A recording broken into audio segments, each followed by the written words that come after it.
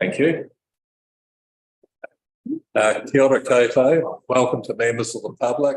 Welcome to members of our staff. Welcome to the council. This meeting, which is being held in the supper room to Waihinga Centre in the Martinborough Town Hall, is being live streamed. And if you want to go back later and see how you see it on TV, it will be on the council's YouTube channel. Just a couple of matters regarding health and safety. The emergency exits for the room are the door that you probably came in over there, or the exits behind me through that door there. If we do need to evacuate the building, please use one of those exits and then assemble out by the playground, which is in that direction over there. And please remain there until we get the all clear to come back.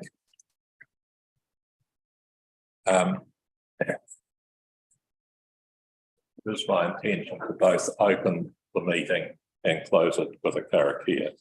Kia hora te manango. Kia whakapapa tonamu te moana. E huarahi mā tātou e te rangi nei.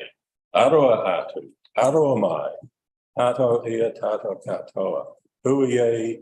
Kai kia. And what that was saying is, we hope we have a peaceful, constructive day. May the seas be like greenstone, a pathway for us all on this day. Let us show respect for one another, listen to one another, and hopefully we come out as a strong team at the end.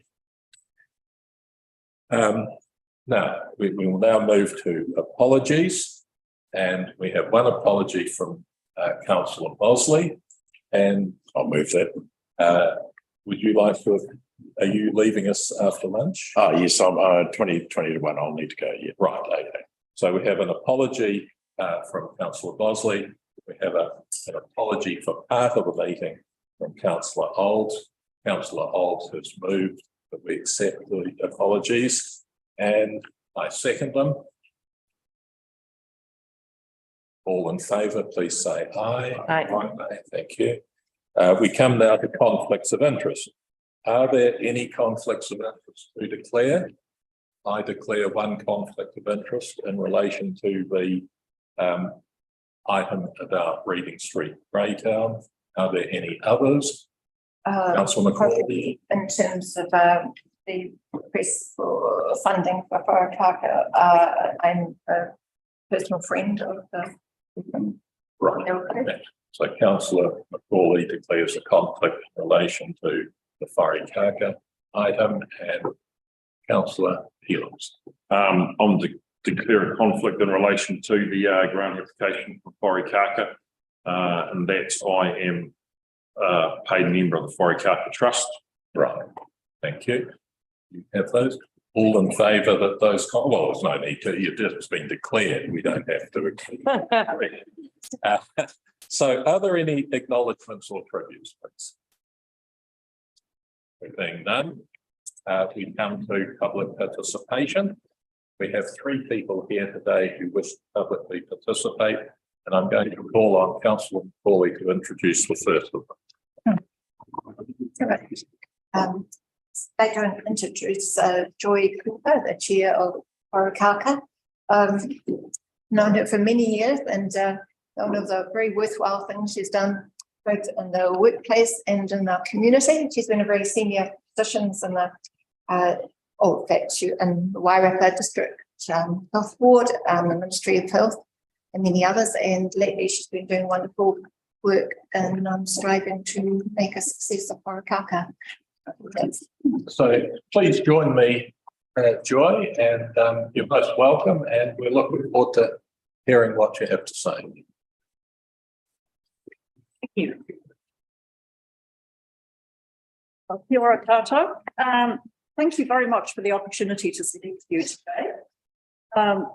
Wharekākā has appreciated the council's support over recent years, and we applied for a grant way back in August, I think, and met with the previous council in September to discuss our grant application. Have you got all the background stuff in your papers? Well, we certainly have background stuff in our papers, whether it's all of it, I don't know. Anyway, the previous council delayed making a decision on whether to give us a grant because there was a thought that this should really be a health responsibility and the District Health Board should actually be funding Meals on Wheels. And we have been investigating that ever since. And after a lot of messing around, the District Health Board agreed that because the only Meals on Wheels service in the Wairarapa environment that's funded by the DHB is in Masterton. It does not come south of Masterton. The DHB agreed that there could be a service in South Wairarapa and that the existing service specification they had was a bit out of date and had to be redone. They then had to do due diligence and see whether or not we were an appropriate institution to have a contract with, notwithstanding the fact that we had a contract with them for years. And all of this has taken an enormous amount of time. So the consequence is that the due diligence has been completed and the contracts man decided that we can be granted a contract, but given the Christmas shutdown, it'll be a couple of months before that comes through and it will not be retrospective. It will provide a bit of support. It will widen the opportunity for people in lower income groups to have subsidised meals. It'll provide meals at much lower cost for people in need who meet the DHB's criteria. So I think it will be a better service. And for those people who meet the DHB's criteria, it provides Wharekāka with a few cents more than we are charging ourselves. So there'll be some admin costs, but it's not a great big drain because the administration of it is quite cumbersome. Ongoing grant support is absolutely from the council. It's absolutely critical to us continuing the service through 2023. As I said, it'll be 2 or 3 months before the DHB's support comes through. Retrospective. The service runs at a loss. There will be particularly large losses in December and January due to statutory holidays and the demand for meals goes down and we still have to pay the wages and the overheads and all the rest of it. It's a critical community service to the 3 towns in South Wairarapa. We go to all 3 towns. We have over 40 volunteers who do all the deliveries at their own cost. So the reason we have a deficit is really one of scale. 45 meals a day does not actually pay the income from 45 meals a day does not cover all the costs. But if the service grows in the future, it would. We have donation support through the Oak Tree campaign, but that's dwindling since we have announced that we are seeking to merge with Masonic, and we're going through due diligence on that now. So I believe a grant from the council now will ensure the service can continue for the next several months. If we could succeed, if we go ahead with Masonic, which I'm sure we will, they are only prepared to commit to continue for 12 months. They will not commit to continue indefinitely a service which runs at a loss, which is sort of fair enough. So that's really all that I wanted to say to you today. And I hope you will see that this is an important service that you should be supporting. Well, thank you very much for that, Joy. Now, I sense a couple of people who want to ask questions. We'll start with Councillor Maynard. Joy, thank you so much for coming again to the council meeting and sharing with us. So you have been able to secure DHB funding or not DHB? Not yet. No, it's called Te Whatu or Wairarapa these days, but it's easier to call it the DHB. Not yet. They have said their contract manager, who's been pouring through all our compliance stuff and all the rest of it, has said he's now going to recommend that a contract be issued. So we haven't got a contract yet. Oh, okay. Thank you. I just wanted to I've never done.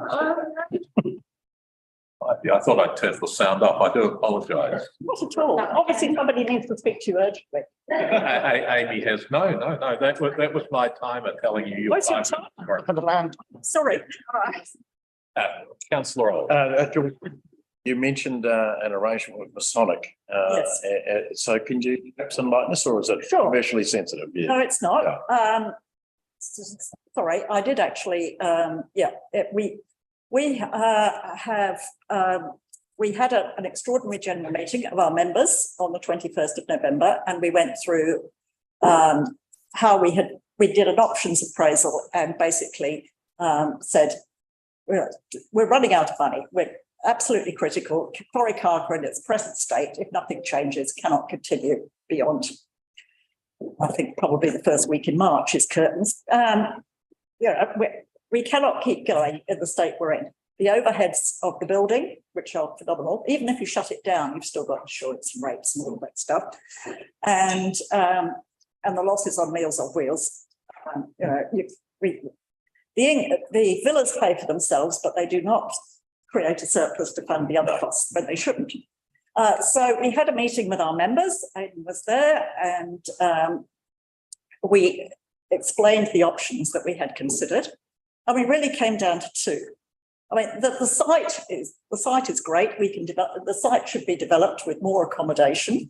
There is potential to change the rest home into some kind of rental accommodation. But the Forry Carker Trust Board has neither the money nor the skills and knowledge necessary to do that. You need people with property development experience and all of that. We don't have staff, and if we were to do it ourselves, we would need a lot of money from the community. So we put some numbers up and said this is what the community would need to contribute. And the only other option, where we looked at merging with other entities, and we had explored the question with other charitable entities around who could see the potential and were reasonably keen. And we decided we would align ourselves with Masonic because they actually have the strongest balance sheet. They've done this several times in the past, and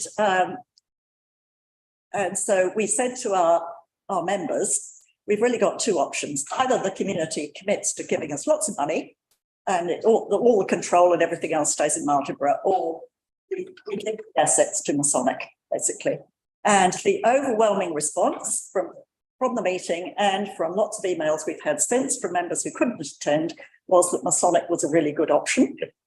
There were no negative responses to that. So we had a formal resolution about a week ago. We had a board meeting, we considered all the feedback, and we made a formal resolution to seek to merge with Masonic when we're now doing due diligence. There are other people who want Sorry. to ask. Thanks. So, Councillor. Yeah, thank you. Very pleased to see you've got the support from the ex-DHB, whatever they call themselves now. You mentioned 45 meals a day currently. With the new, is there a new criteria that will see that expand under the DHB? If we got a policy, if we got a DHB contract, then we could offer meals at half our current cost to people who meet the DHB's criteria of being in need. Now, at the moment, the DHB can't quite decide what those criteria are. So that's another hurdle. But I understand it'll be, if they've been referred by their medical practice or focus, then they can have subsidised meals. And it doesn't have to be old people. And people who've been recently discharged from hospital, those sorts of groups.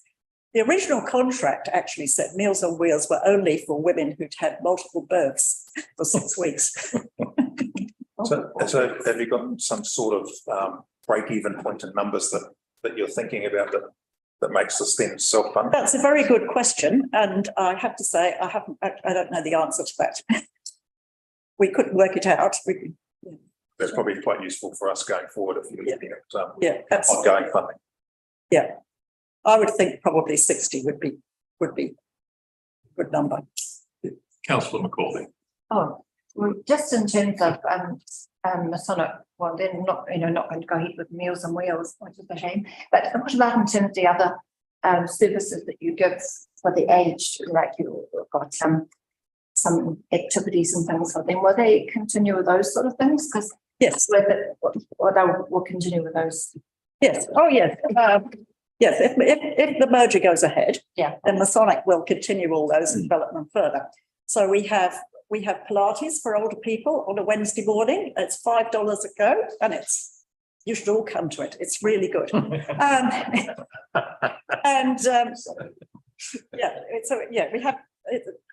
It's seated Pilates, and it's amazing what you can do. Actually, you practice getting in and out of a chair, which is really good. And then We're not allowed to. and Pilates, we have a lunch group which really needs more support. You can come and eat your lunch in the Porakaka dining room and meet with older people. And we have Buddy Up, which runs on a Thursday morning, which Age Concern runs. And we're trying to develop more activities. They will continue with the lunches and things too, will they? Yes, Okay. yes, all of that will continue. And we had a carol singing evening last week, which a few people from the community came to. Well, thank you very much, Joy, and I'm just not quite sure who you were referencing in the Pilates holders. It wasn't anyone else. Thank you. Which Thank you. covers quite a lot of people. Our next participant in Thank the you. forum is Warren. Would you, Warren, if you could come up to join me? Warren is from Greytown. He is a member of the community board there, and for as long as I can remember, has been an active participant in local politics. Warren, you're most welcome, and everybody has been given a copy of your handout. Thank you, Mr. Mayor. Mr. Mayor, councillors, ladies and gentlemen, thank you for the opportunity to speak today. I'm here this morning to encourage the Mayor and councillors to become more involved in the operational side of council business, particularly those who have valuable experience in the projects in the private sector. I also think it's important to council to make use of the industry knowledge and experience of ratepayers. Many within the wards have years of specific experience in many of the types of contracts, undertakes, and want to help ratepayers get the best deal possible. I'm looking at my experience with borough councils and borough and county councils as well as elected boards. There used to be a far greater hands-on approach by elected members then and now. There is a massive responsibility on council members to ensure that the ratepayer money is spent wisely and get good value for money. The burgeoning governance business supported by red tape standing orders advocated by Local Government New Zealand is a huge threat to this key duty of council and other elected members. So-called government rules restrict members from understanding the most basic details of any council project. How much has been spent or committed and on what terms. This is the exact opposite of what government is truly about. The primary duty of council actually govern the funds entrusted to them by the ratepayers. Instead, ratepayers and elected members are in the dark. I therefore urge councillors to push back on this dangerous governance trend. If information is withheld, then plainly ask why. On whose authority is it withheld? Under which law? Who is that holds this power over this vital information, and how did they get this power? It's shocking that in a democracy, elected representatives of the people have to push to get information, but push they must, and the people must get answers. 3 projects in Greytown signed off by Wellington Water and a 4th council project present a number of opportunities for councillors to push for answers. The first is the replacement of the Applewhite wastewater pipeline along Parr Road. Trench subsidence. The project is badly affecting the road surface for a considerable length. At the moment, the contractor CCL are back on the job re-excavating 600 to 900 millimetres of material and backfilling. In my opinion, because of the construction depth of the pipeline, this won't solve the problem. Should problems continue, I'd encourage councillors to visit the site and view it for themselves. The council should know how long the problem will take to resolve and who is paying for it. If council funds are being spent, why and on what terms? The second project is the Soldiers Memorial Park water bore and cross contamination from the sewer line running adjacent to it.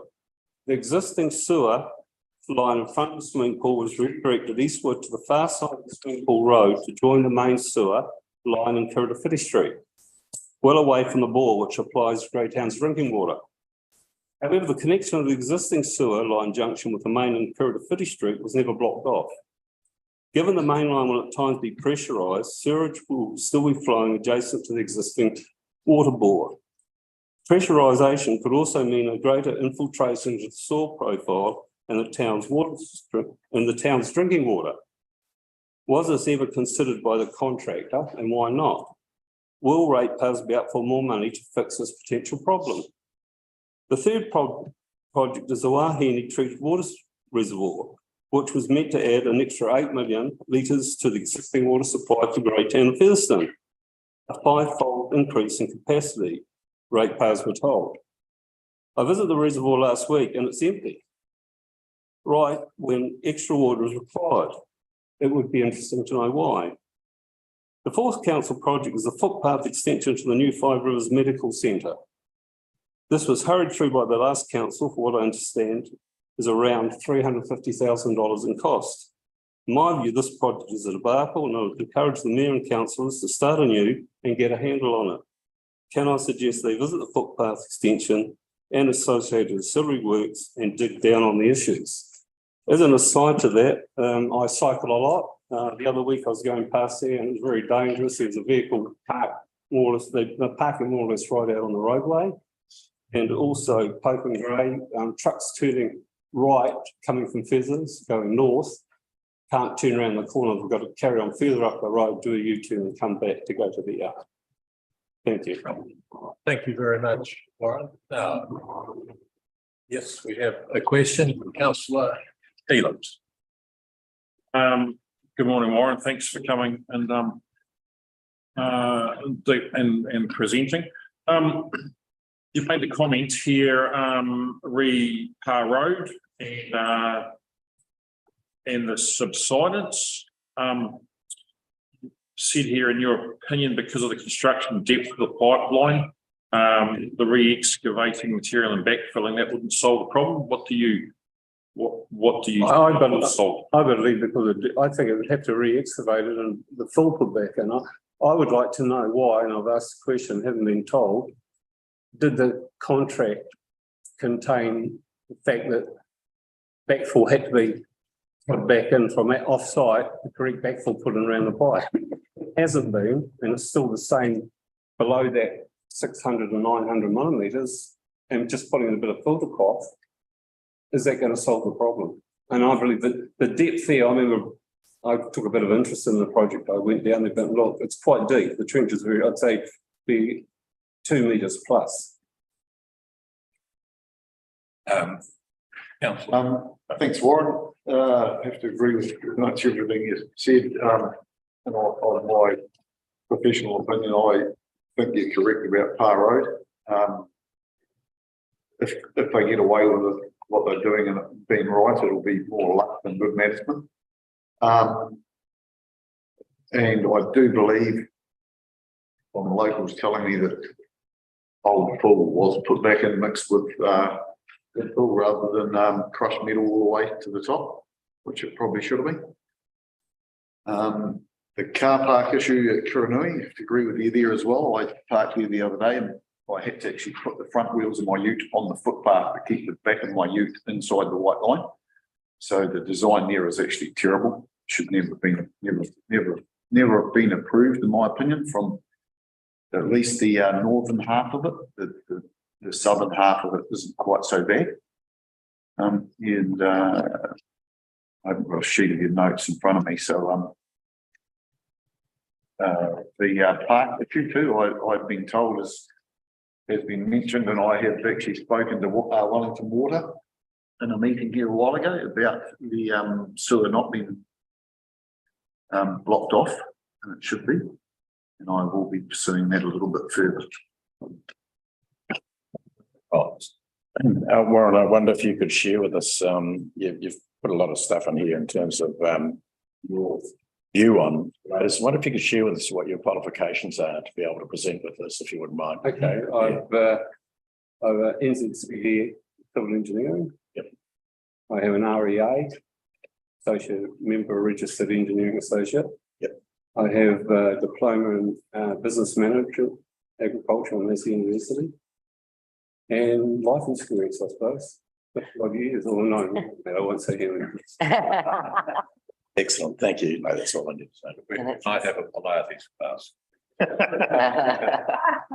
Okay, well, thank you very much, Warren, and I think you will gather from the questions you've just heard that actually councils are interested in the topics you brought to our attention. But thank you for doing so.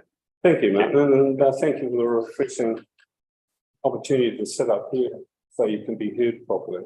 For years, I've come to council meetings and people have to present them down the far end there, and no one hears what they say or what the council Well, says. I for one am very keen to hear, so thank you. Thank you. And now we come to our third public participant, and I'm going to ask councillor Maynard to introduce.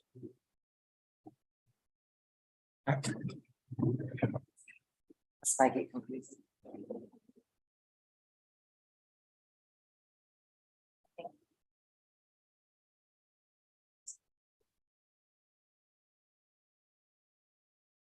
Koutou everyone, this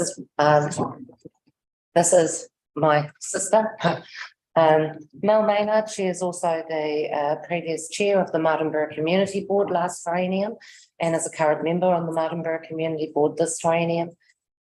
She is here also today. She is speaking on behalf of Marama Apro, who this is very daunting for some people. And Marama, who is mana whenua, she is passionate enough that she put her name forward to come and speak. It was too hard for her to be able to do it. And so she's spoken to Melanie and asked if Melanie might represent her and talk on her behalf as well. So, kia ora. Kia ora. Oh, kia ora koutou katoa. Thank you very much, everyone, for your time this morning, allowing me to speak. I do really appreciate it. So first I would like to do the presentation for Marama, and then if you have any questions, because I did have quite a robust discussion with her on this, then just please feel free to ask your questions. So the first thing is, I mean, Marama is very, very busy at the moment, but they've had the signing of the Ngāti Kahungunu Ki Te Wairarapa Tamaki Nui Arua Settlement Trust at Parliament just yesterday, and there is a number of familial obligations that she's filling at the moment. So she came and saw me last triennium as well, after near misses at the square. So on the pedestrian crossings coming through from Jellicoe Street out Cambridge Road. So that was her grandson, had a very close near miss with a person who also, again, they were really verbal with him. His fault, he wasn't looking, and things, and it scared him because he is only 7.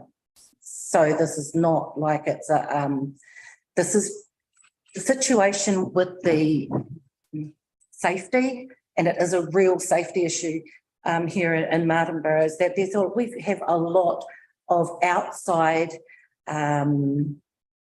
people coming in now who don't know the roads, a lot of projects that are happening where heavy trucks and things, and they're all coming through. And just the other day, Marama's granddaughter had a really bad experience on the pedestrian crossing on Kitchener Street, right by the South Wairau Pedestrian Office. So the car closest to her had stopped. She was on the pedestrian crossing, pushing her push bike. The car on the other side went to go, he hadn't stopped fully. And then he sped up before she was off the crossing, hitting the back of her push bike and making it fall over, making her fall, and she was injured. He got out and yelled at her. The person who had stopped got out and yelled at them, and then followed them in their car, did a U-turn and followed them in their car. And so for Marama, the exposure to that type of road rage as well, between adults, is something that our children shouldn't have to be exposed to either. And these are bad driver behaviours on the pedestrian crossings.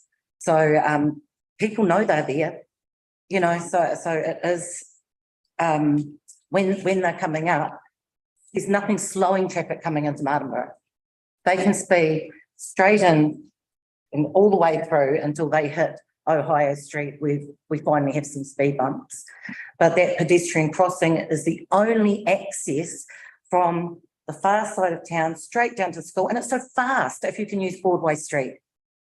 Marama now drives her children to school, her grandchildren to school every single day, because they're terrified. The kids don't want to do it anymore. And yet Marama School is going through this great big giant drive to get children moving and using push bikes and scooters. And they do actually have police officers go in and teach them safety skills that they can then use. And I think probably there's some drivers who need that regular safety skill lesson as well, but like they get every single year.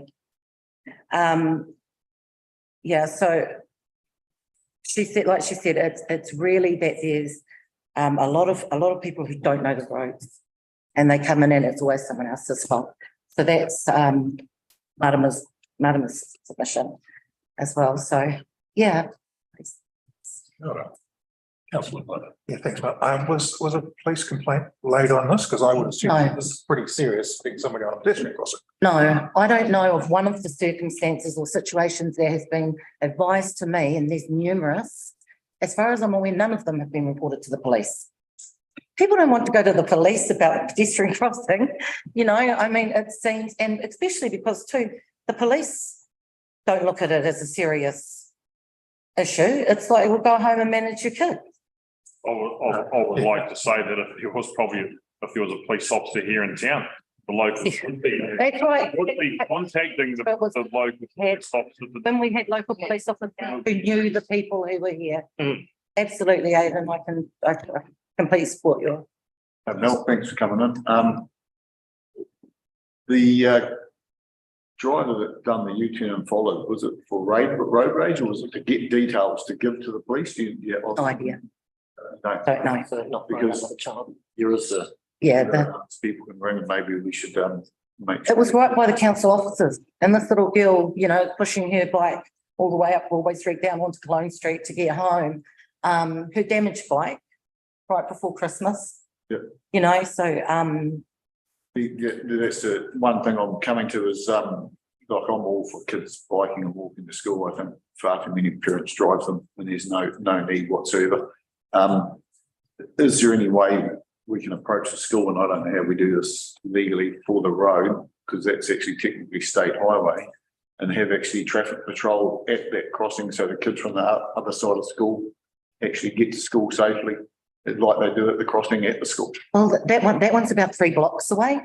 So you really are looking at it being a separate issue to the school itself, in a lot of ways. But it is, as I say, it's the connection between That's the far end of town and yeah. So maybe there's a way of doing something. May I just double check that the pedestrian crossing where the accident happened is the one outside the council building? State Highway 53, yes, Yeah. yeah. I just will let people know that I have had discussions with several groups who have asked that State 53 and further out into the countryside so that we start to take control of the road in this part of the world. And let's just watch the space later. To me, if you know, that's been talked about for a long time, but actually that won't make any difference to the outcome here. This is actually a road policing matter. And it is really important, particularly when a child is injured. that a police complaint is made. And it's not too late to make a complaint now. So I would really encourage them to actually do that, because this is bad behaviour of drivers, and council is not an enforcement agency of the roads, but the police are. And the police take issues on these things with kids extremely seriously. And I can tell you. Yeah. There's a lot of kids who are really scared of the police. I know, but Did you know, and that actual, and that. I understand that, but you've come here on her behalf. You can That's right. perhaps help her do that as well. Absolutely, absolutely. And I do, I do Encourage you to do so. advise offers to, you know, kids that are like this. And, Yeah. Well, can I say thank you very much? Oh, I'm so, And please say to anybody that we don't bite, and we welcome everybody who wants to talk to us. Yeah. And at any meeting at all. And indeed, you could invite her to a community board meeting. Yes, Possibly, absolutely. so which might be less daunting. it might be. Yeah. Right, no, but Absolutely. Thank you. Thank you Right. very much. So my, the next one is literally, it's from me. So I've come today to speak in support of Aidan's members' report on urgent safety needs on Martin Borough's pedestrian crossings. I speak for myself personally, but also as a community board member. I would like to give a little background on last triennium when I was chair of the Martin Borough Community Board. I presented a list of town concerns for safety in my chair report at a community board meeting reasonably early in the triennium. This was then delegated for me to speak at the Assets and Services Committee meeting with our request for safety initiatives on the square and on the town's other pedestrian crossings. I then went and spoke at the Assets and Services Committee meeting where it was approved in its entirety to go forward to council for consideration to be applied for it to be budgeted in the next annual plan. When it wasn't, I went back to Assets and Services meeting, who said, we've already seen and approved this. And actually started again. I brought it into the community board. I then had to take it back to Assets and Services. And they said, we've already seen this and approved it. It should be through at council where, again, we'd like to see this go through in the next annual plan. Now, here we go again. Here we go again. Yellow lines are too close to pedestrian crossings for drivers to see to footpath level when the parks are full on Venice Street, on Jellicoe Street crossing by Venice Street. A community member in a wheelchair has said that they are regularly not seen and can be partway into a crossing and cars will still drive through. If we can please alert drivers to the crossings that they're actually coming up in those types of spaces, and please remove those car parks, the last car parks closest to the Venice Street, Jellicoe Street crossing, that should improve at least some visibility for people in wheelchairs. And as well, again, I'd say our little short scooter riders as well, they scoot out there too. So, yeah. I have had another community member with a very distraught grandchild come and see me after a near miss at the Oxford Street crossing on the square when he was on his scooter, and his grandfather asked me if one of his muckles had to die before council would do anything. Now, this is recently. This is a person who spoke to me, who I was continually telling last triennium it was on the cards and it was going to be happening, and it never happened. And that is why he said that to me. And I just want you to actually think about that. Does somebody's child have to die before anything will happen? We are a small town and a small community. The likelihood of the driver and the person injured knowing one another is really, really high. So these are the things that we need that can destroy a close-knitted community like we have here. Now, a mobility scooter driver asks, when council will please let him get from his house across town without taking his life in his hands every time he has to go and visit somebody.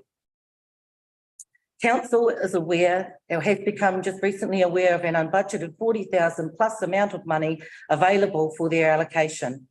In our last community board meeting, this is the $40,000 was the amount that I was told it would probably cost to get these initiatives originally requested and asked for, to actually have them done. $40,000. And I was told, are you aware that that's a 2% increase in rates? Now, this is an unbudgeted $40,000 plus that is there with an amount, with urgent work that has been promised by this council to the people of Martinborough that it is going to do.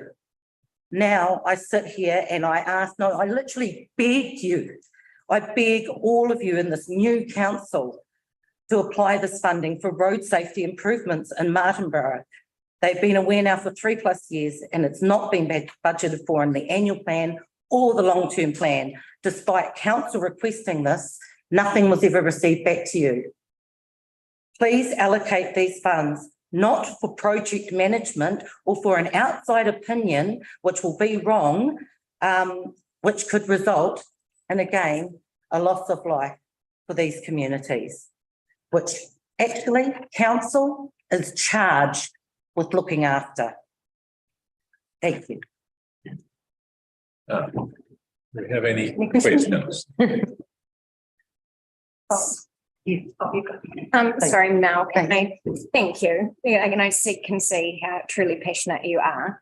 So I thank you for being here today, but can I just clarify exactly what it is that you would like council to do? Because we've got some information later in the agenda about lighting, but you've also, mentioned signage and park positioning. So are you suggesting that there's sort of a body of work to be done? That's right. This is in support of Aidan's recommendations. And just to make you all aware that this is not new. You might be seeing it for the first time. This is not new. This is something which we've been told is there. We just have to find the money. And so, the square is actually, just to give you guys a bit of an idea. So the square was created and set up, and there's legislation, all sorts of things around its management. And one of the things that is supposed to happen is it's meant to be like for like on every side. Now there are shoulders on the Jellicoe Street crossing and on the Kitchener Street crossing, which allow safety for the pedestrians to begin accessing the crossing. If those safety shoulders were applied like they're supposed to be, again, it's a council responsibility, but like they are supposed to be applied on every shoulder, then that will help immensely for people exiting the square. And particularly if there's lighting. I mean, we've had people come to us, there are solar options for safety. So there are low cost options and improvements like are in Aidan's report. Okay, it's just check if anybody else has a question. But I was just going to thank you for the historic information. Right. You're very welcome. Just again, thank you very much. It's amazing to see such passion coming from yourself as a representative of the community. To backtrack to the previous points that you were making around some people not feeling comfortable accessing the police. I'd like to put my hand up as being a support as well. If there's ever anybody who needs another friendly face to help with that, it'll be fine. But also, just to clarify, the $40,000 that you're talking about, can you explain where you've got that number from? So I understand that there are some vehicles within council that are due to be sold, or basically that for the best monies that they can create to come back into council for the ratepayer. So those monies have been advised not unbudgeted. I would like to see that targeted, please, and allocated towards these historical. Yeah. Thank you. Right. Well, look, thank you very much. Thank you all. And you're welcome here anytime. Thank you. Thank you, Martin. Thank you all very much for your time. So we move now to action A6 on the agenda. Thank you. And just a reminder that the issues around speed and safety are on the agenda. The issue around Porekaka is on the agenda, and the issue around safety around the square is also on the agenda. Councillors, are there any other actions that you wish to raise with officers regarding the matters discussed? Sorry, I'm just wondering what Warren, so he's brought up some things, that I'm sure we probably, that maybe council is aware of, with the projects that are happening.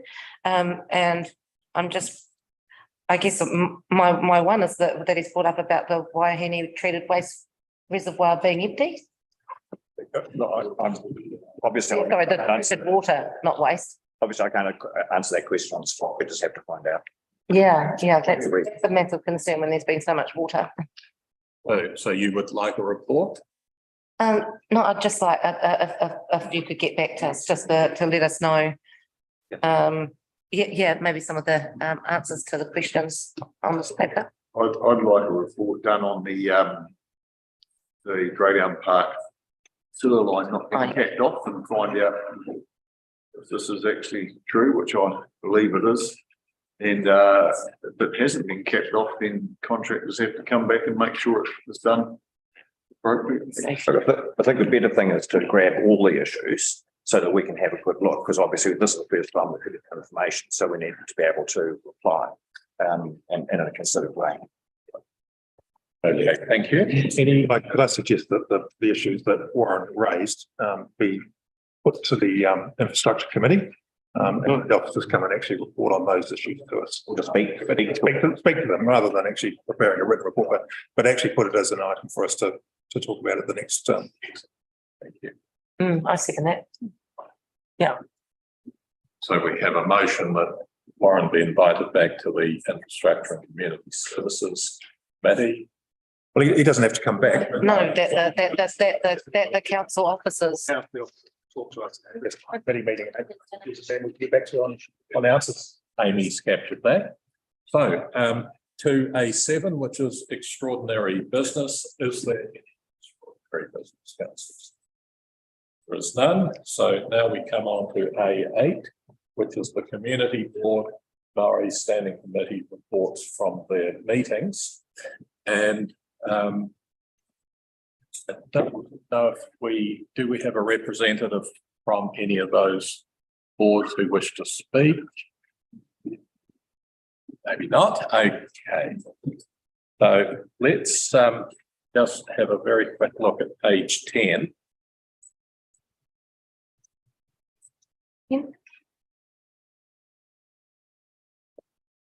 Because on page 10, we have got the recommendations from the Murray Standing Committee, which basically come down to them. Sorry.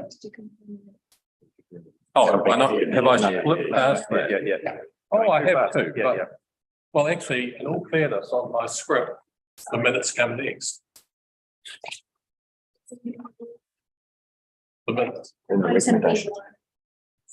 Right. So what do you want to do, Amy? Just to confirm the minute. Okay. Amy wants us to confirm the minutes, which we will do, I hope. So we're looking at pages 1 to 9. Does anybody have any wish to move that the minutes be accepted? Councillor Olds, a seconder. So, Deputy Mayor. I thought that the wording around the proposal that Colin and I did about committees wasn't quite what the wording was that we passed.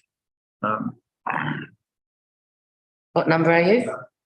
We're talking about the council minutes, aren't we? Yeah. So I'm just trying to bring it up, sorry. That's matters arising from the minutes, there's, from those previous. Was it E3 or? I'm just trying to find where it is. I can see what's written on that exactly.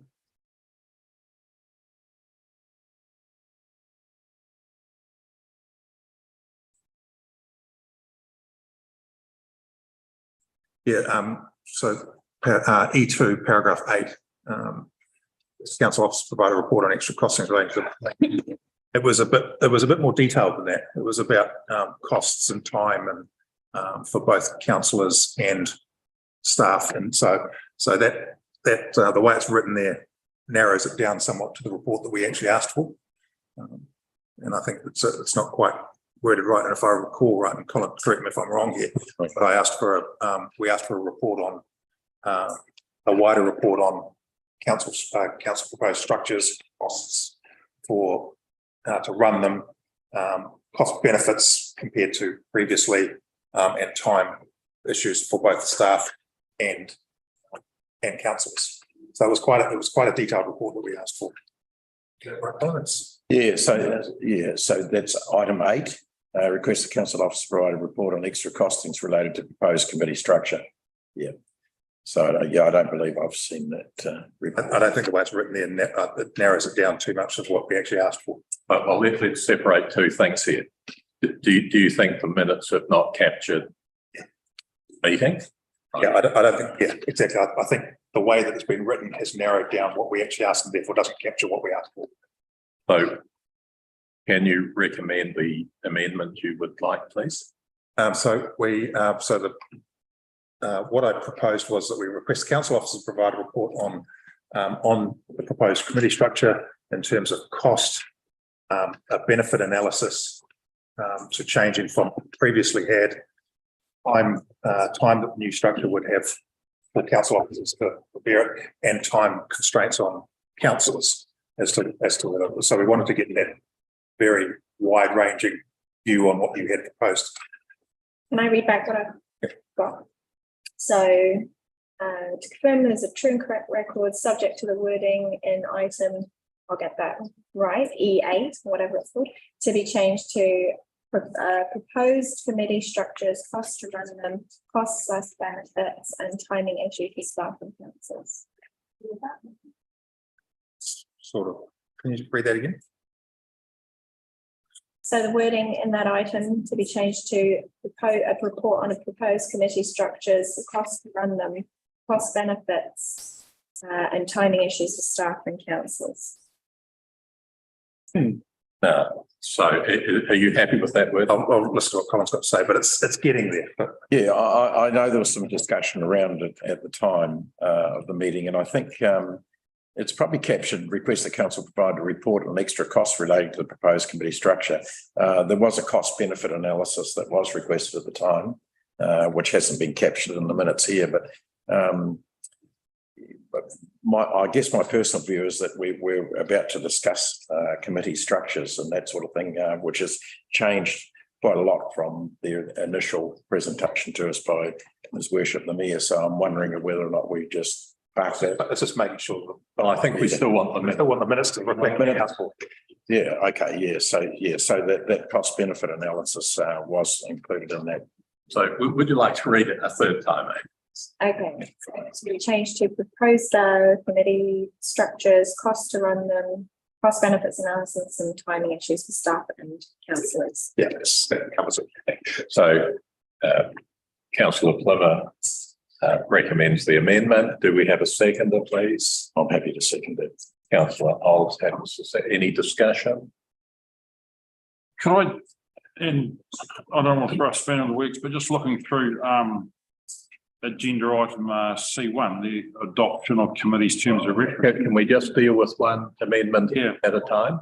I was just wondering, there was that table in there about the timeframes, for committees and the time that staff were going to put into during the preparation. Is that? No, we're actually talking about the wording in the minutes. Right? Okay. Yeah. Okay. So all in favour of the amendment, please say aye. Aye. Okay, that's carried. Are there any other amendments to the minutes that people wish to? There are none. All in favour of the minutes as amended being accepted, please say aye. Aye. Okay. Any against? Okay. So can we go on to the community board and Norris County? Okay. We may. Right. Item B. Yeah. Okay, so the first one is the recommendations from the Maori Standing Committee, which are on page 10 of your pack. And it's essentially just to note that they have adopted a meeting schedule And is there anybody who wishes to make a comment?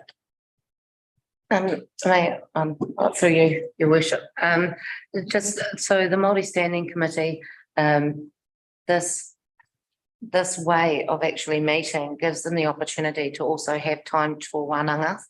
And so that's why there are some that are in a forum, and then others that are in the meeting place. So it just gives them time to be able to actually get together to just get down to some of the more nuts and bolts things that for marae, and for the areas, any areas of concerns where they may be able to do more, and then they can bring it back to the meeting the following time. So that's why it was split into some being a forum and then others being the meeting. Thank you very much, councillor. Anybody else wish to add anything? Well, the other person who was at the meeting was myself, and probably the most exciting aspect of it was the discussion around the eels and the Hinaka, which is now out in Hinaka Centre. I think it is a wonderful addition to the centre, and we thank the artists concerned. Okay, so the next committee we come to is the Martinborough Community Board, which are on page 17. And I'll just start by saying I have a couple of problems here, because the minutes I'm reading here relate to a meeting that was held on the 22nd, but actually there's a meeting that's been held since. I wonder why we've got no notes from the more recent meeting. There's context in the background, but the minutes haven't yet been confirmed. But they can't. No, but we've Okay. tried to provide you some context and background and some of the conversation Right. in relation. Thank you very much. Okay, so does anybody from the Martinborough Board? Yes, there is. Thank you, councillor. So I'm just having a look at this. The officers recommend that the council consider the following recommendations from the Martinborough Community Board. Recommend to council that the rural roading network be a priority in the next triennium is actually incorrect, because it was done in September, these recommendations, asking for the next triennium, which was the new councils. Yes, so we're not asking for the next triennium, they're asking for this triennium. I think I've got next training. But in September, it was the next one. Pardon? Yes, that's right, because the recommendations were for the next, but here, what we're being asked to look at is that it's being made a priority next triennium, and I'm saying, don't do that. It's meant to be for this triennium, so I just wanted to really make that sure it was clarified. Right. Okay. Councillor Clement. Mr. Mayor, to progress this along, could I recommend that that both those recommendations be put to the infrastructure committee to proceed? The rural roading will obviously be a very high topic of discussion in that committee. And also, I know Aidan's got a members report as well for the second item. We need to put that to the infrastructure committee so that we can get a bit more detail about what actually occurs. So that will cover off this item and Aidan's member report if we agree to that. Well, look, I'm certainly happy to do that for the first recommendation, what it's called recommendation 2, but I'd like to hear from councillor Ealams regarding recommendation 3 as to whether he would be happy with that. So recommendation 3 is about lighting in the square. So as you've heard from Mel, our previous chair of the Martinborough Community Board, this has been a long ongoing matter of discussion around the Martinborough Community Board table. Since this was discussed at the last Martinborough Community Board meeting on the 30th of November, at that meeting, there was a number of locals who came and participated and spoke about their concerns of lighting on the square, on the pedestrian crossings. There's also been a number of emails received by Martinborough Community Board members and Martinborough ward councillors highlighting a number of near misses that both residents have had as they were crossing the pedestrian crossing, and also residents had as they were driving around the square with people on the pedestrian crossings. And all of those near misses could well have caused injury to pedestrians, which none of us want to see occur here in our town. 3 members of our community have also looked at a number of ideas and possible solutions to improving and increasing the lighting around the pedestrian crossings coming across from the square to Oxford Street and also Cambridge Road.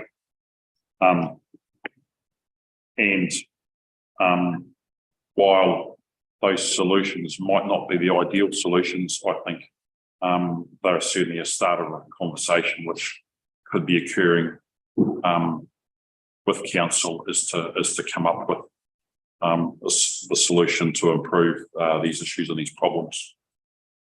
So I think, and I've been made aware that by me raising this member's report, I've put myself in an insidious position as the chair of infrastructure committee, but I'd certainly like to see some priority put to move forward to solve these issues in the future. Do you have a recommendation to that effect, please? I'd recommend that the lighting of these 2 pedestrian crossings on the square here in Martinborough be addressed and installed as soon as possible within the 2023 work programme. If the matter is further delayed, I think there's a risk a risk to our residents and the health and safety. Also, there's reputational risk to council. I'll make a recommendation that we address this as soon as possible. Right, so we have a recommendation. We have a seconder. Yeah. Could I just speak to that a little bit, please? The reason I said send it to the infrastructure committee, because as you're well aware, in the terms of reference, there is the ability, if it gets passed, for the infrastructure committee to approve funding. Now, we are well aware that the issue is funding, not probably not so much actually the solution, but it's actually the money. The other thing, of course, is that there are other issues that apply, and Stefan will no doubt talk to us at the infrastructure committee about the rules around the park. So, given that that's probably the next available time for this council to deal with this issue, given that that's likely, I think, is that likely to be the first meeting before another council meeting to progress this. That's why I'm saying put it to the. I will hear Councillor McCall and Councillor Old, but I do have a comment. Oh, right, okay.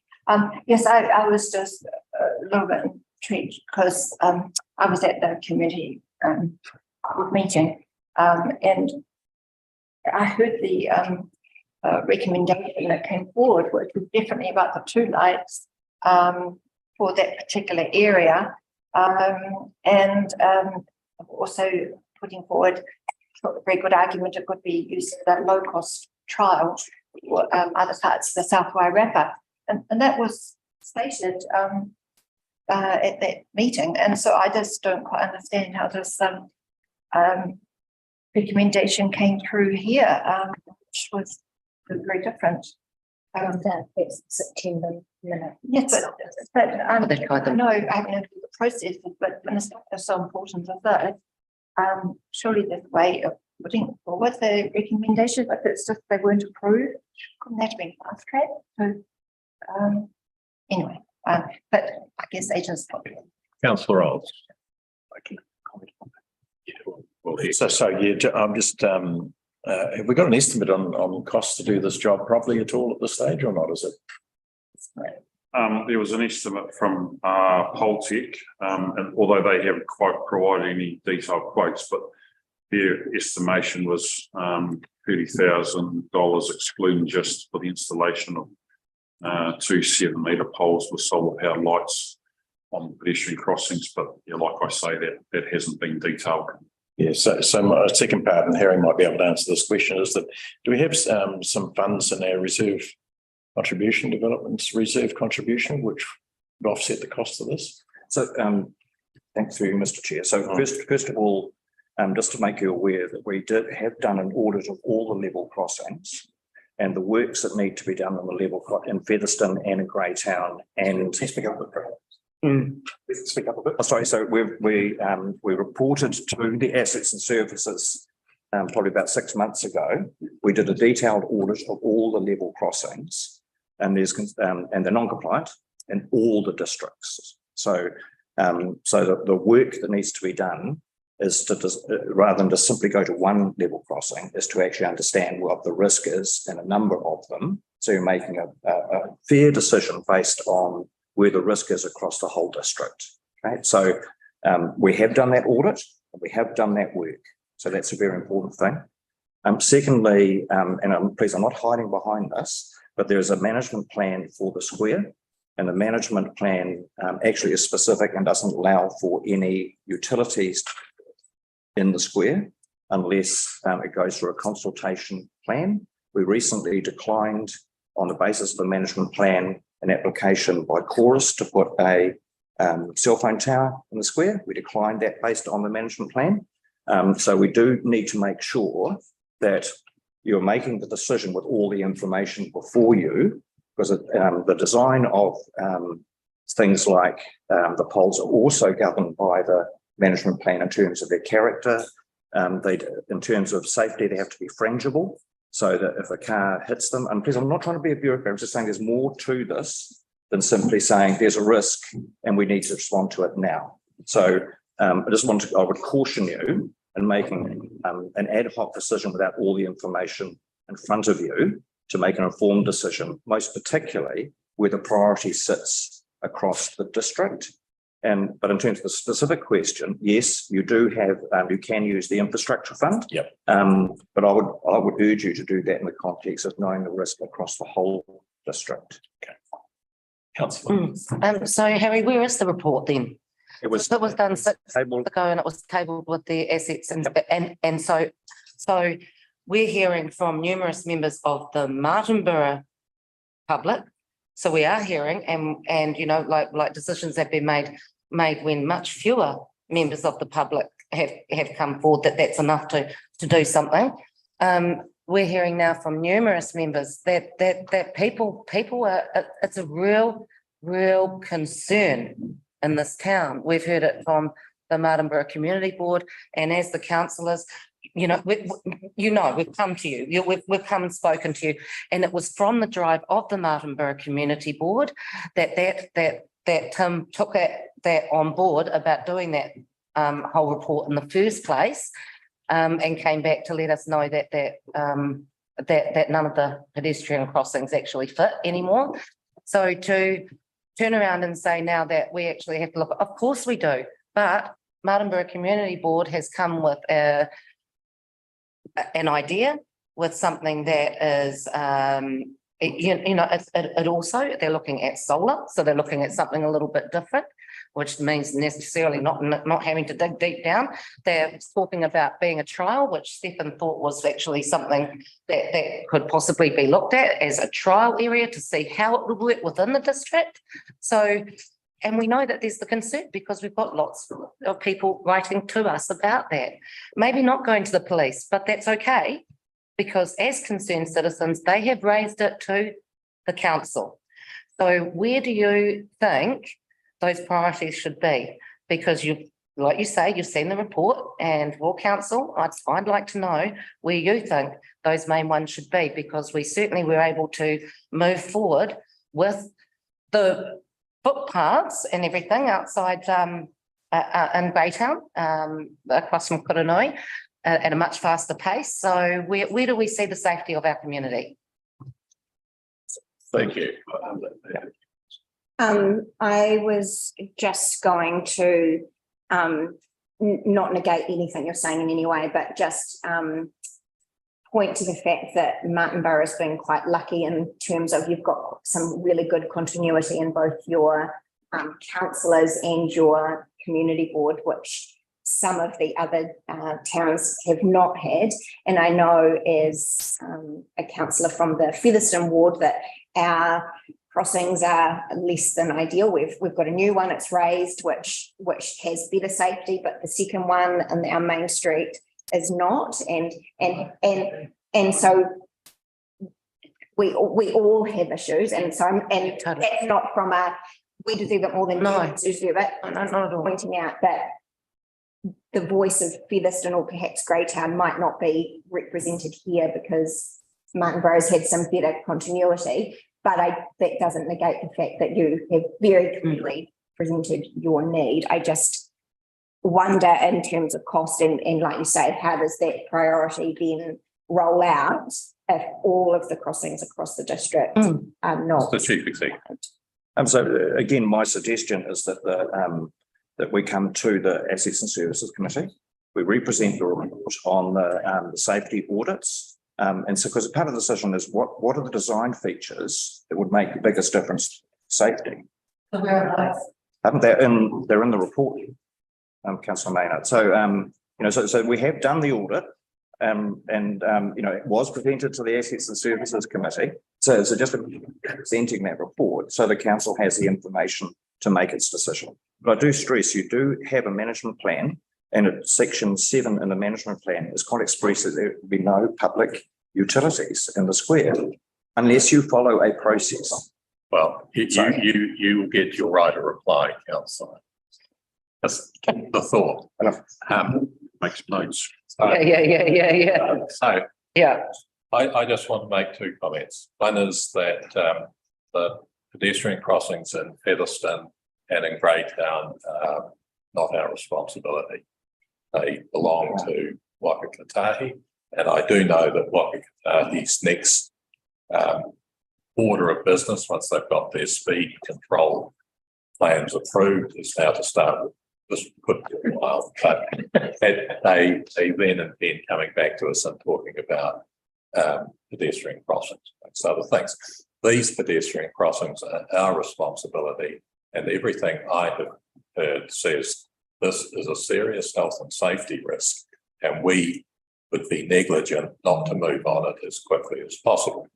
Now, I'm also conscious of the comments that the chief executive has made, but I don't think they need to be in contradiction to one another. The community board has said, let's do a trial. Let's do a trial that involves minimum, in fact, disruption to the infrastructure in the square, because these do not need cabling, etc., etc. I do not believe anything in the management plan can ever override a health and safety issue. And therefore, what we need possibly is some imagination from officers on how we can deal with both of them. Because if the management plan is going to constrain us forever from having safety structures put in, then we're damned. I think the cost is modest. I think a trial, as the Martinborough Community Board recommended, makes good sense. It can be done quickly. It may have a lot of learnings to do, but at the same time, I would like to think that the process that you discussed, Harry, would proceed in parallel with it. I would like to pick up Councillor Plymmer's idea. I wholeheartedly agree that the committee should be delegated to make an approval subject to an officer's report on the feasibility of putting in this trial, where, from what I've heard so far, the main problem is the management plan. So what I would be looking for is some advice that tells us how we deal with the management plan issues. Otherwise, we're never getting any lighting there ever. Just not to contradict you, but there are pedestrian crossings that aren't on the state highway. So I'm pretty sure, Andy. Two pedestrian crossings. Yeah. So they're on the state highway though. Yeah, two pedestrian. How many do we have? Service Street. 1, 2, 3, 4, 5. Sorry, there's one by the park. Yeah. Sorry, the Clifford Square. Yeah. Same place. Park. So that there are crossings that aren't. Those are the ones that we've all taken. not the state highway ones. Yeah. Thank you. Yes. Correction. Councillor Old. Your worship, in terms of the management plan, obviously for the square, because that's consulted on by community. I mean, I'm not sure when that was established, like Martinborough Square management plan. It's probably dated now and probably needs to be reviewed. But if there is a management plan in place and it doesn't state that utilities can be incorporated into that particular area, then that's, once again, that goes back out to our community for consultation. For that, to enable that to happen. So you're caught between a rock and a hard place, unfortunately, is that if you do We can make it happen. utilities in there, you're in breach of the management plan. So the next steps for me would be to actually go and consult your community on the management plan itself and look at it carefully to see whether it can be amended accordingly. Harry, question for you. So the management plan, what part of the square does that cover? Does it cover the footpath around the square? Or is it just the grassed area inside? No, the roads and also the diagonals down. Yeah, and but I just stress we have already refused a public utility in the area of the management plan for Chorus for their cell phone towers. so it's just a matter of as a council we have to be consistent. Yeah. There's always a way Just to me, way around to it. progress this, this is like, we're talking about a lot of things that are going to be discussed in the infrastructure committee, and I think that's probably the appropriate place to do it. We're not going to make a resolution here today, except to say, infrastructure committee, go and look at all these issues. And you're giving the delegation to the infrastructure committee to actually make decisions. So let's perhaps put it to there. Otherwise, we'll just go round and round and round in circles for a little while here. I agree. The one thing, the question arises, who is going to be responsible for the consultation on the management? Martinborough. Is there a thing in the management plan that directs who does that? Looked after by the Martinborough Community We'll Board. have to Amanda, do you have the answer to that? Otherwise, we'll have to come back to you. Yeah. Through you, Chair, there is a really clear, I'm not aware of any of the detail that it's being mind, but there is a clear legal process around consultation that requires a consultation document to be written with clear questions to the community. I wouldn't task that to the community board. I absolutely, they could do the hearings. So there needs to be a formal 4-week consultation period, and then there needs to be a hearings meeting. We hear from the public if anyone wants to put in a submission. That process is not quick and easy. I think I talked to Aidan yesterday about the fact that we're very big ships sometimes, and to turn it takes a lot of work. It's not a quick process. I need to double check. Need to go. If it is, it's complex. And can you check also, Yes. please, what happens when health and safety issues impact?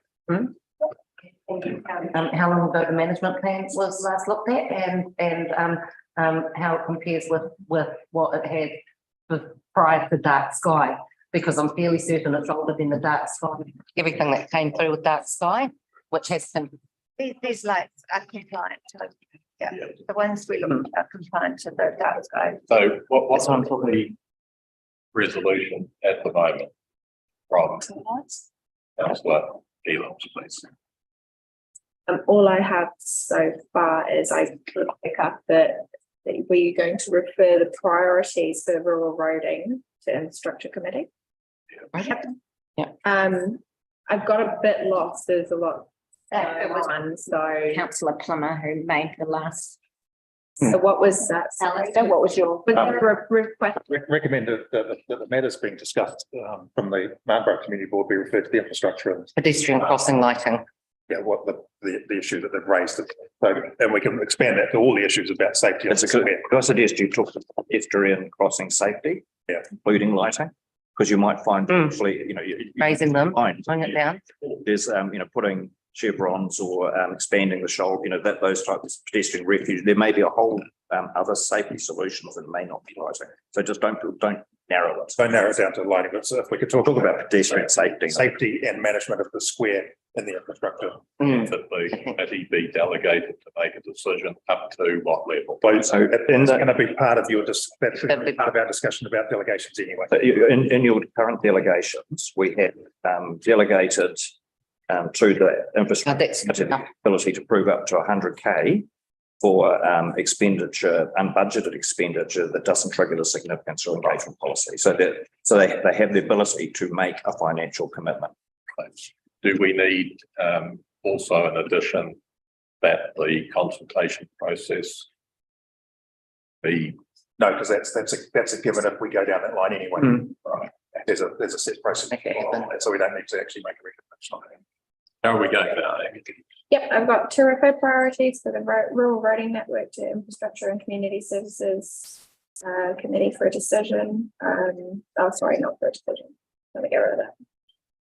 And to refer issues including safety and management of the Martinborough Square from to the infrastructure and community services committee. I just, I'm not sure of the words, but just some degree to the safety and health risk of this area, because I had some discussions with local government New Zealand on this, and they said it is a real concern if we've had repeated communications from the public saying there have been near accidents, and we have got a lot of those.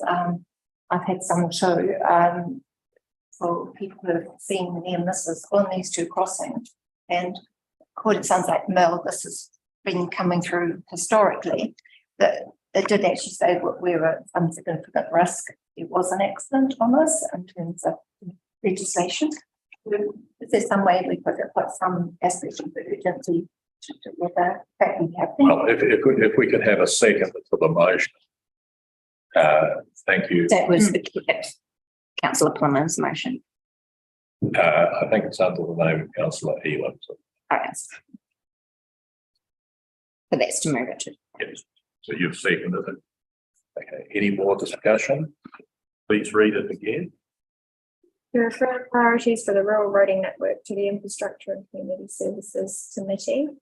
To refer issues regarding safety and management at the Martinborough Square to the infrastructure and community services committee. All in favour, please say aye. Aye. Do you wish to add? Well, I would like to put some words in there in terms of the urgency of it, in terms of the risks that we've been notified that we have in terms of safety. So, not sure that Absolutely. to invent No, a that's word why I was hoping that for us. Mr. Mayor is very good on words. Instead of it wouldn't be a resolution, just to note that you've noted the urgency of that. Bishop, can I just make a comment, and it's to probably support Kay a little bit in terms of her health and safety concerns. So where we know about an event or incidents or that have occurred, and if something did happen, if it was a fatality or some serious injury, the onus of responsibility falls back on the CE. Because he's well aware of what the problems are, and I can understand where Kay's coming on in terms of priority. So we're alerted to it now. We need to make sure that these sort of things don't occur. There will be some time between this paper going to infrastructure, and I'm wondering whether or not there is an element of risk that we're currently being exposed to, or we're exposing our CE to. Okay, well, in that case, I think what we would say is that we note that this is a matter that needs to be dealt with urgently, because we are very well aware of the health and safety issues.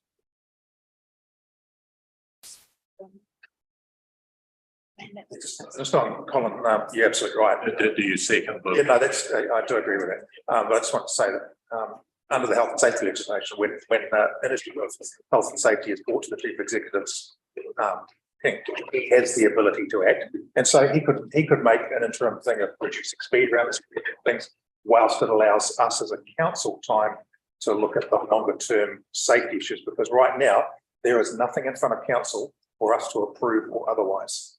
There's no request for funding. There's no request for us to do anything at this stage, and we can only make decisions once we've actually been given that information to make that. So Harry has the ability to make some immediate health and safety things, like reduce the speed, for example, as an interim.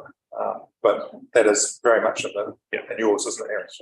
Could I just add on that, though, that a lot of the people who actually have given specific complaints, which I thought were going to be tabled at the meeting, but haven't been, that they did seem to, all the ones I saw stressed that with the lack of lighting, and actually not the speed at all. In terms, the incident I nearly had was coming around the square in the dark, and some youths just stepped out in black clothes, and really I nearly hit them. I stopped afterwards. It was really frightening. I was really slow, but you just can't see them coming out from under the trees into the. So I don't think speed's an issue with it. Right. So we have a noting recommendation. Can you read it back to us, please, Amy? It's on the. So to note this matter, note this is a matter that needs to be dealt with urgently. Council are well aware of health and safety issues. Okay, any comments? Okay, all in favour, please say aye. Aye. Is there any more business coming from the Martinborough Community Board? Can I just?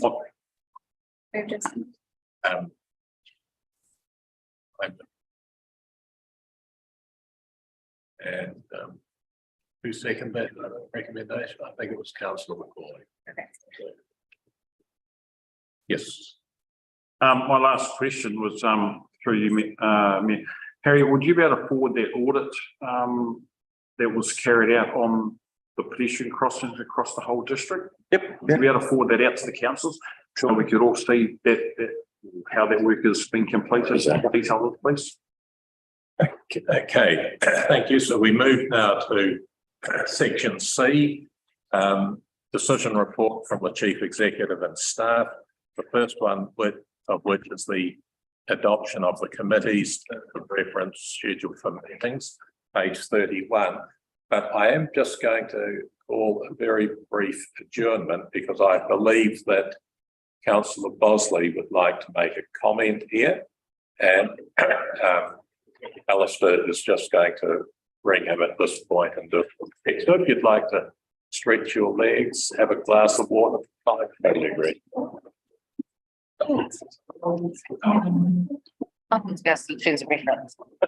This is our, we're having that was coming up.